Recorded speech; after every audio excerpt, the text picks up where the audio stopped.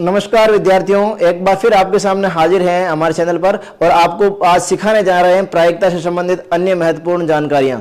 आपको पहले जो हमने क्लास हुई थी उसमें बताया था कि प्रायिकता क्या होती है, विभिन्न प्रकार की घटनाओं की परिभाषा बताई थी। भाई निश्चित घटना क्या होती है, जैसे हमने कहा एक घटना 100% घटित हो रही है तो उसको हम निश्चित घटना कहेंगे और उसकी प्रायिकता का मान भी पढ़ा था, कितना होगा 1।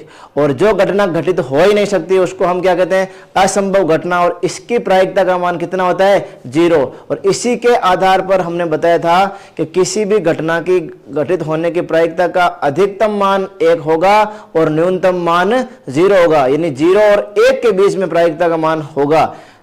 0 से नीचे प्रायिकता का मान कभी नहीं होगा और 1 से बड़ा मान भी कभी नहीं आएगा। ये बातें आपको बता दी गई है। तो आज कुछ और क्वेश्चन हैं जिन्हें हमें पढ़ना है, तो अपन चलते हैं आगे के क्वेश्चनों की तरफ और कुछ जो फॉर्मूले अब अपने काम आने वाले हैं उन पे आज हम चर्चा करने वाले हैं।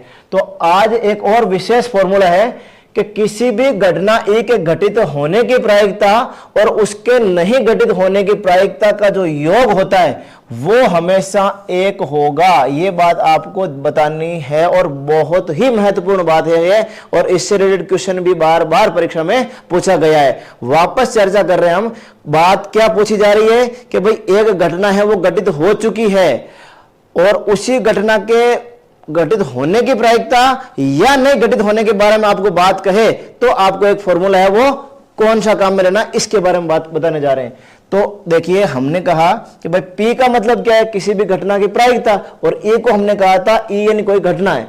तो किसी भी घटना के घटित होने की प्रायिकता को हम लिखते हैं PE से और उसके नहीं घटित होने की प्रायिकता को PE डैश। PE डैश भी लिखा हुआ हो सकता है और आपके सामने कभी कभार ऐसा भी लिखा हुआ आ सकता है कि PE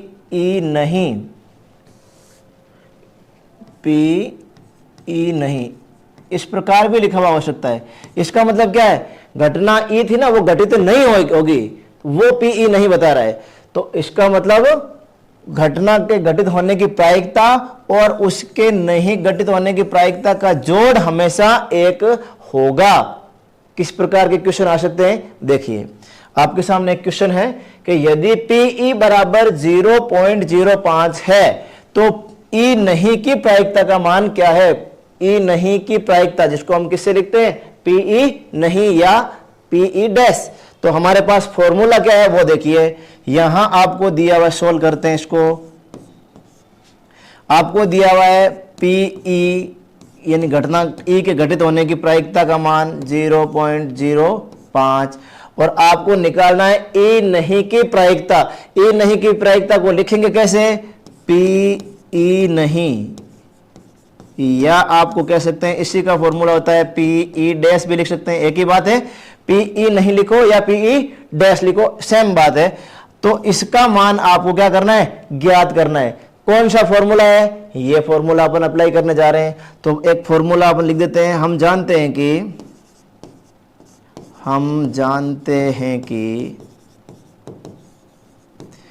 PE plus PE dash बराबर कितना होता है 1, यानी घटना के घटित होने की प्रायिकता और उसके नहीं घटित होने की प्रायिकता को जोड़ें तो हमेशा उसका मान कितना आता है, 1 आता है। ये फॉर्मूला है। अब PE का मान आपको कितना दिया हुआ है 0.05 और इसका मान आपको निकालना है। फॉर्मूले में मैंने वैल्यू पुट कर दी है, आपको PE डैश की वैल्यू निकालनी है। ये PE डैश निकालना है तो क्या करना होगा, इस 0.05 को RHS में ट्रांसफर करना होगा, उधर भेजना पड़ेगा बराबर के।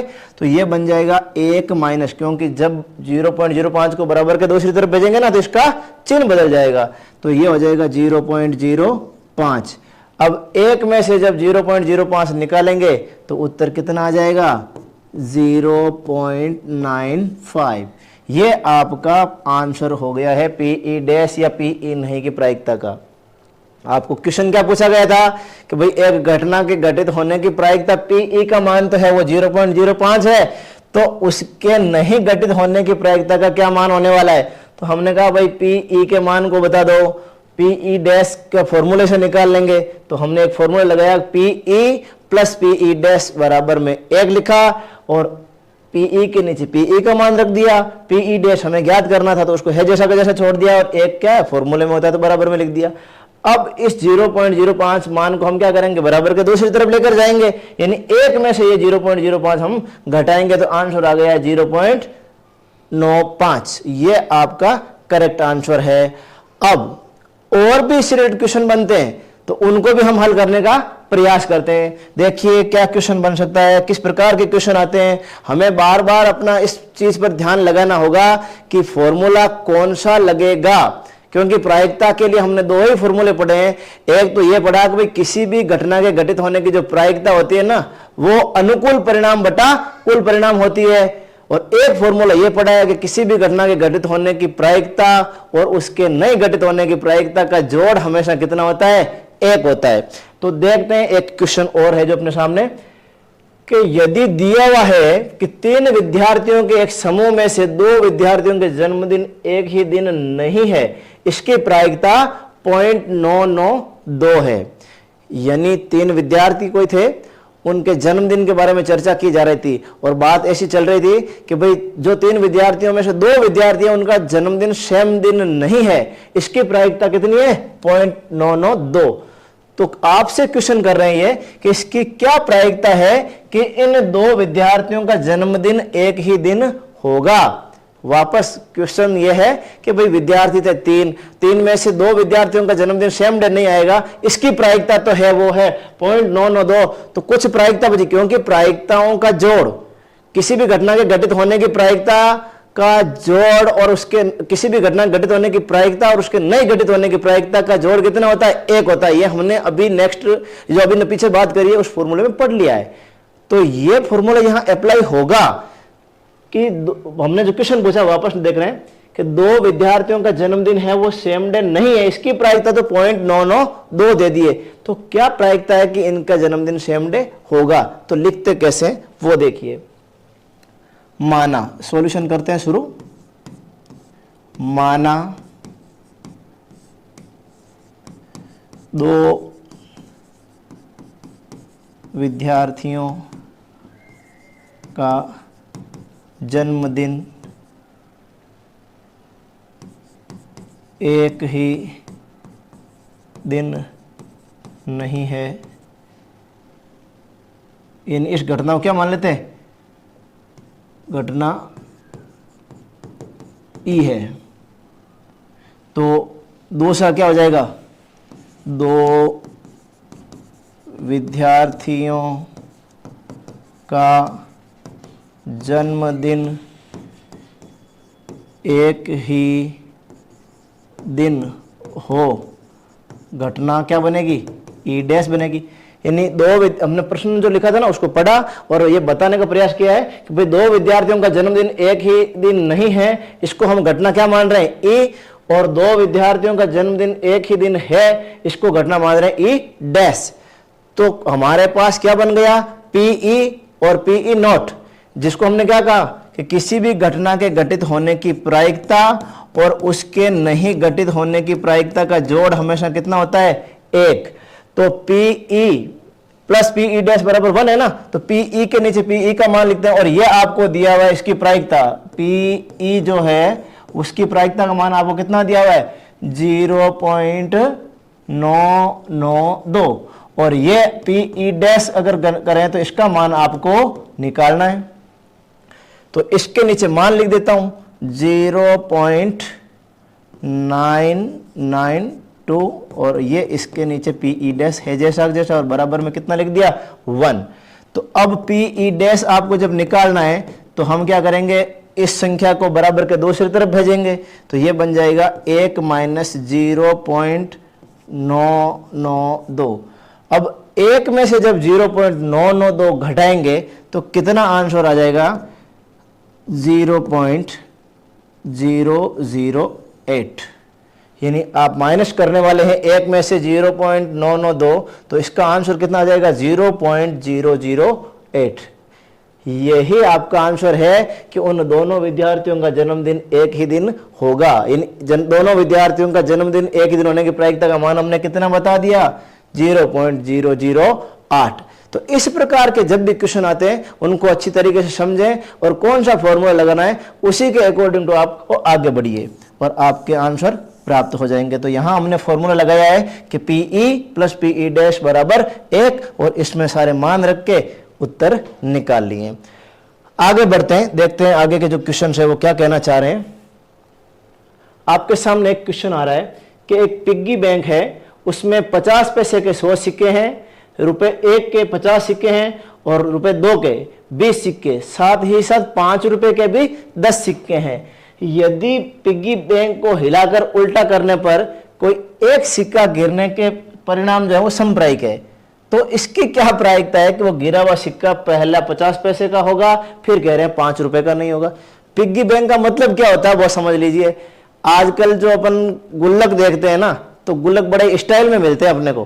पहले क्या होता था, ये मिट्टी के गुल्लक होते थे, उनमें कुछ डालने के लिए अपने पास इकट्ठा करने के लिए हम लाते थे ना, तो वो होते थे गुल्लक। लेकिन आजकल स्टैंडर्ड आ रहे हैं, पिग्गी टाइप के बने हुए होते हैं, उनमें अपन क्या करते हैं, कुछ अपनी जो बचत होती है ना सेविंग, वो उसमें डाल देते हैं। तो जब सेविंग के लिए डालते हैं तो उसमें कुछ 50 पैसे के भी सिक्के हैं, कुछ 2 रुपए के भी सिक्के हैं, कुछ 5 रुपए के भी सिक्के हैं। इस प्रकार सारा आपको दिया हुआ है कि भाई एक 50 पैसे के सिक्के कितने हैं, 1 रुपए के सिक्के कितने हैं, 2 रुपए के कितने। पिग्गी बैंक में तो सारे प्रकार के सिक्के थे, वो सिक्के उसमें डाले हुए थे। फिर क्या कह रहे हैं, यदि पिग्गी बैंक को हमने हिला दिया और उल्टा किया, पिग्गी बैंक में हिलाने का मतलब सारे सिक्के मिक्स हो गए, और फिर जैसे हम उल्टा करेंगे तो पिग्गी बैंक का जो छोटा सा गेट होता है उसमें से जो पैसे डालते हैं ना, तो बहुत छोटी सी बारीक एक लाइन होती है जिसमें से हम सिक्के डालते हैं। तो कह रहे हैं भाई हिला के जब रख रहे हैं, उसको उल्टा कर रहे हैं, तो एक सिक्का गिर सकता है, और वो जो सिक्का गिर सकता है उसमें से क्या प्रायिकता है कि जो सिक्का गिरेगा वो 50 पैसे का होगा। फर्स्ट आपसे पूछ रहे हैं कि 50 पैसे का सिक्का गिरेगा, इसकी क्या प्रायिकता होगी। तो हमें क्या करना होगा, सबसे पहले जितने भी प्रकार के सिक्के हैं या उनकी संख्या है उनको नोट करना होगा, यानी कुल सिक्के कितने, कुल परिणाम कितने, उनको नोट करने जा रहे हैं। तो सॉल्व करते हैं अपना क्वेश्चन और देखते हैं क्या होता है। तो इसमें कौन कौन से सिक्के हैं, देखिए पिग्गी बैंक में 50 पैसे के सिक्के, जो आपका पिग्गी बैंक होता है ना, पिग्गी बैंक में 50 पैसे के सिक्के कितने हैं उनको नोट कर लेते हैं। 50 पैसे के कितने सिक्के हैं, 100।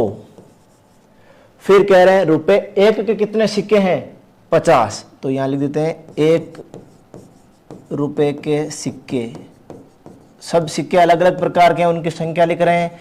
तो 1 रुपए के 50, और 2 रुपए के कितने सिक्के हैं उनको भी नोट कर लेते हैं।